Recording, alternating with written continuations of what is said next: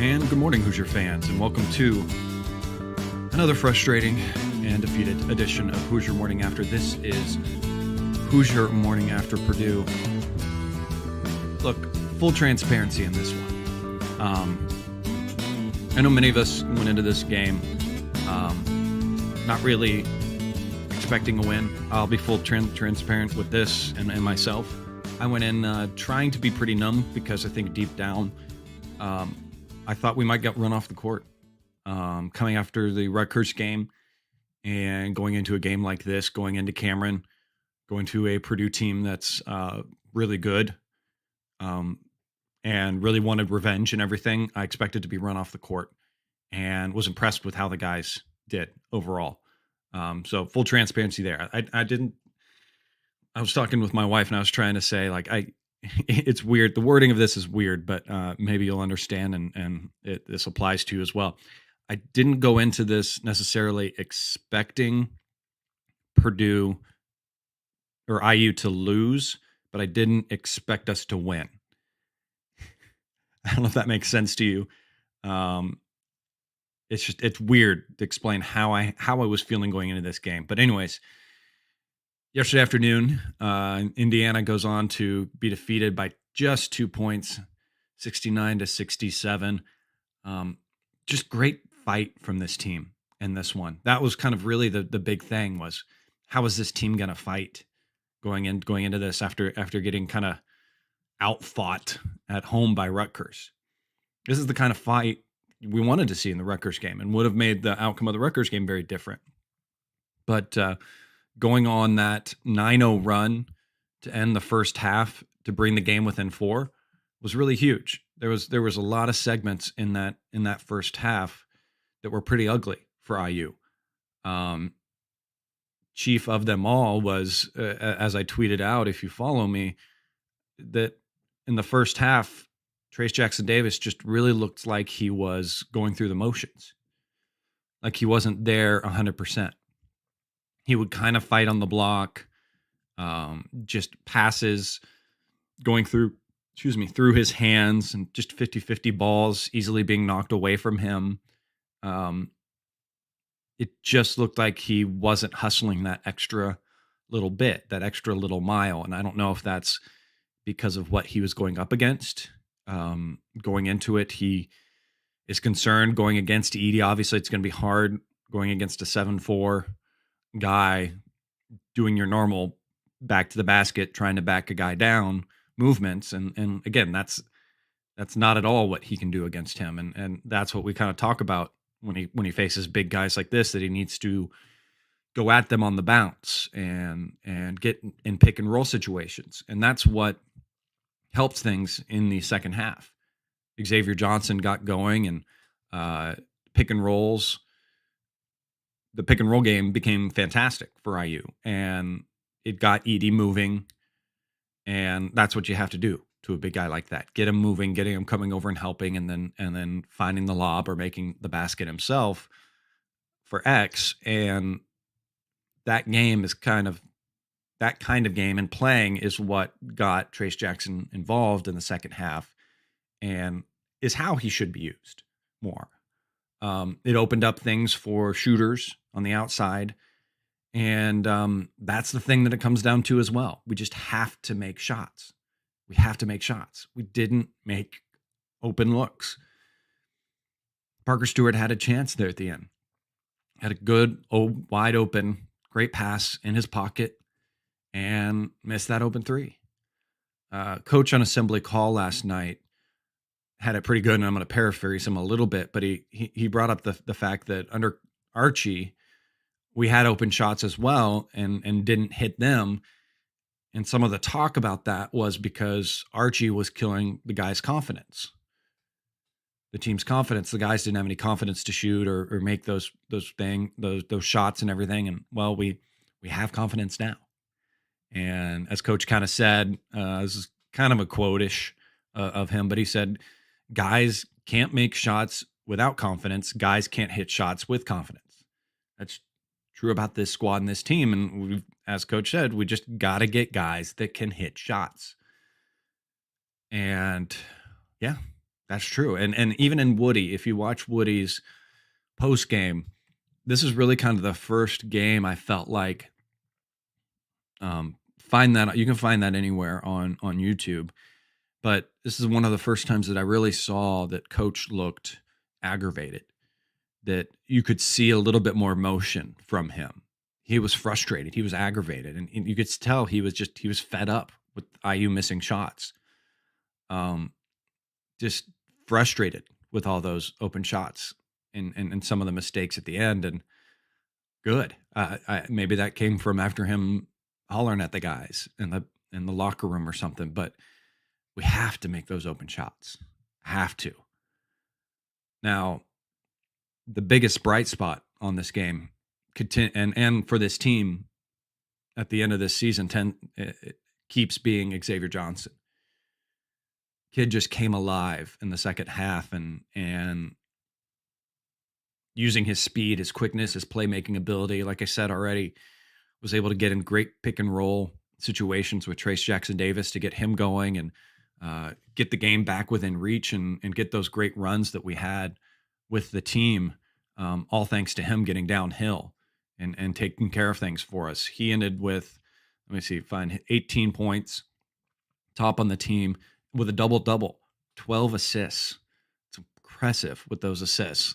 Let me see if I can get the half comparison and see what they are between. But just doing everything that he could for this team, 9 assists in the second half. So that's just impressive. He came alive and said, no, we're not going to lose this game. And continue to just be so thrilled with him as a player. And he is my number one, hands down guy that I pray comes back, because he's going to continue to have that fire for this team and that playmaking ability. Because when you look at, as we talked about in the Rutgers game, you have to have those guys that can make a play for you. And Purdue has Stefanovic, the 40-year-old Purdue player that is just going to be able to make shots and hit shots, and he did at the end of the game. They also have Ivy, which can go and get shots and hit shots at the end of the game for them as well. And on IU, you only really think about Johnson in those regards. And you'd want it to be more. You need to know that you're going to have a shooter that you're definitely going to be able to pass it to, and he's going to hit that 3-point shot. We should have that by the numbers in the past and everything like that, but those few options that we haven't proven that this year for the team.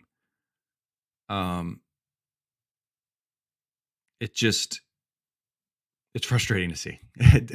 Again, when I kind of phase out in those moments and get speechless with it, it's tough to explain. It's hard to find reasoning behind these struggles shooting when you see guys that could shoot on their previous teams and then for some reason come to IU and they just don't hit them. One shot making ability, I guess, that you can turn to that was a positive in this game was IU's free throw shooting. We were 10 for 10 from free throws. One negative side to that is that Purdue shot 11 more free throws. Officiating seemed a little uneven in this game. Not saying it really cost the game per se. I don't like to try to go there. Because again, IU was going to be a little bit more physical. Any teams that are a little stronger on defense, or defense is their strong point, is going to be the team that commits more fouls than the opposing team, because Purdue's defense just isn't the greatest. So that's going to happen. I understand that, but there were just a few situations where it looked like there should have been a foul called. Chief of them, I'm not saying at all Xavier Johnson's attempt to draw a foul there at the end.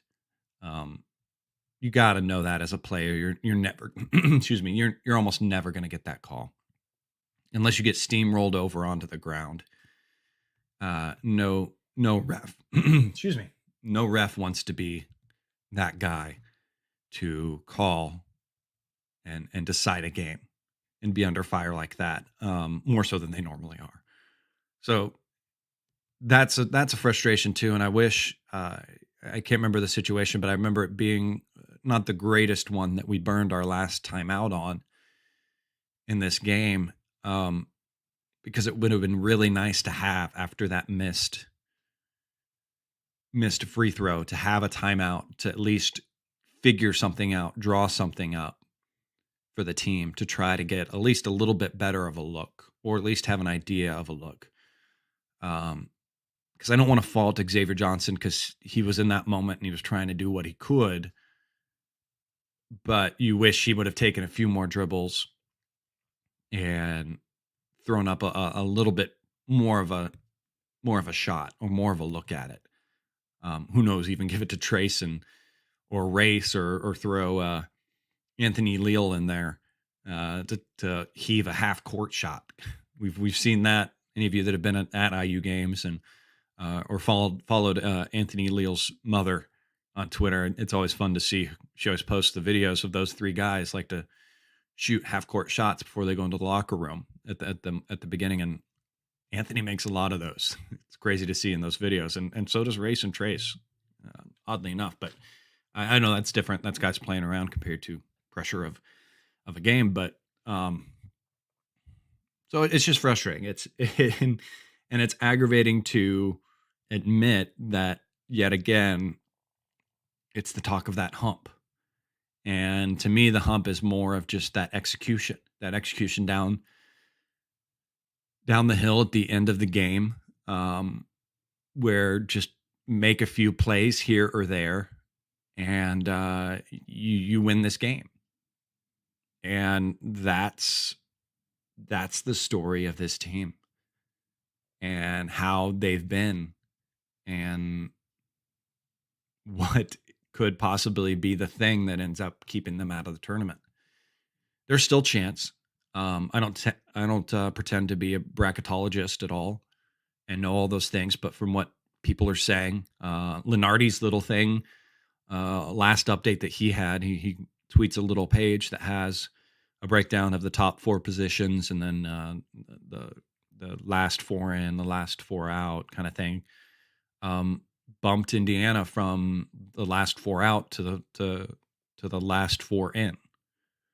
So because maybe what a few teams did around IU and playing a close game, I don't know if the selection staff is going to look that close. Maybe when we have apples and oranges, two teams being compared, IU and another team about getting in, maybe they can look closer and see that IU was in a lot of these games and just didn't convert it. I don't know if that's a negative or a positive to say when you're looking at it. You could say, well, they had a chance to get into these, or you could say, well, they had a chance to get in these. And basically, we got to take care of things in the tournament. A dreaded thing to say as an IU fan, because even when IU has had good teams, the Big Ten tournament has not been friendly. So we don't know yet Thursday if we play Michigan or Michigan State, but we are playing some school from Michigan. We need to get that win. That'll help things. And maybe another one. We might need to get two. So I don't know. We'll see. We'll see what this team can piece together. The good things, at least shifting back to this game, to look at was the defense was really good. I think I heard someone say, and not knowing too much of Purdue's history, but that we held Purdue to the lowest field goal percentage that they've had on the year. That's a good thing to see. And again, hitting those free throws is a good thing to see. But let me look at our stat that I always love to look at. Layups, 9 for 16. So not too bad to see for IU. It was just, again, those second chance points. Purdue gets 15 points off of second chance baskets and makes. And a lot of that for me, again, is that first half from Trace. Times where he didn't suck in the the rebound a little bit more. And there was a window in that first half when Durr came in. I salute Durr for playing a good game and gave some good minutes against them. Also, another big thing that we needed to do in this game to be even in it was take care of Ivy. And Ivy had a decent game, but not an Ivy game. So good job from the guys that were defending him. He did get some of his. I mean, he got 10 points, but he was 2 of 11 from the field. So Parker Stewart drew that straw quite a bit. And despite his lacking lateral movement on defense, he did a really good job taking care of him. And then Rob got a good stab at him as well, and thought Rob had a good game as well against him. Miller Kopp was on Stevanovic for a lot of the game and thought he did a good job. One thing that Purdue's really good at is getting Stevanovic coming off of multiple screens and running about 2 miles in one offensive possession, going screen after screen after screen. And Miller Kopp did a good job staying with him for the most part. But they're just good at executing those types of plays. And he did get some of his. I mean, he ended up with 15 points. Stevanovic did. And goodbye to him. Happy we don't need to see him again. There'll be another, though, of course. But yeah, one thing that I did want to say, though, for us is just as I was getting my notes and stuff here together, I just had that moment where I thought we need to be proud too. I mean, I know that's weird to say, it's hard to say, but Iowa struggled against Purdue recently, and we are at by no means the level of being a great IU team. I doubt anyone would argue me that. We are no realm a great IU team. But this is probably the greatest Purdue team they have ever had. This is the greatest team they've ever had. And we were just a few executions away from sweeping them this year. We have to be proud about that.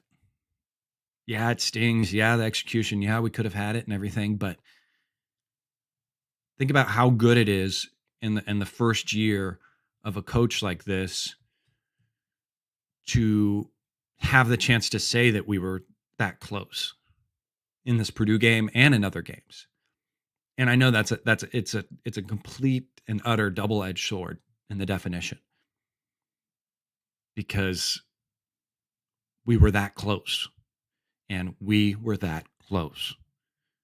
You can say that phrase 2 different ways. In a positive way, and you could say it in a way that stabs you in the heart. And it's maybe what makes this season so much more emotionally charged, because we've had a chance. And we've had a chance. So, as always, it's you got to choose to still be here for the team and cheer them on. And I know you will. You know I will. And I get that it's frustrating. But choose to see how things can improve from here, and things can get better. And they're not going to get much better for Purdue. So that's got to count for something. So again, IU plays next game on Thursday. One of the Michigans. I don't know when we're going to exactly know what or who we're playing in that game. That'll come up probably at some point this week, but it's an 11:30 game. Need to get this. Hopefully the guys still have their confidence and know that they're in that, and just lock down towards the end of these games and get things going. Because they can do it. They can do it, guys. They're going to get this going. So I'm going to wrap this one up for the day. Thanks, guys, for tuning in. Thanks to all of you guys listening on podcast platforms. I see those views. Like I said, I see that you're listening. Those of you that are also watching on YouTube, thanks for tuning in as well. Megan, seeing you in the chat there. Good morning, Megan. Thanks for tuning in, guys. I'll be back again Friday morning.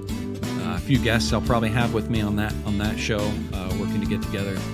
So we'll be there as always.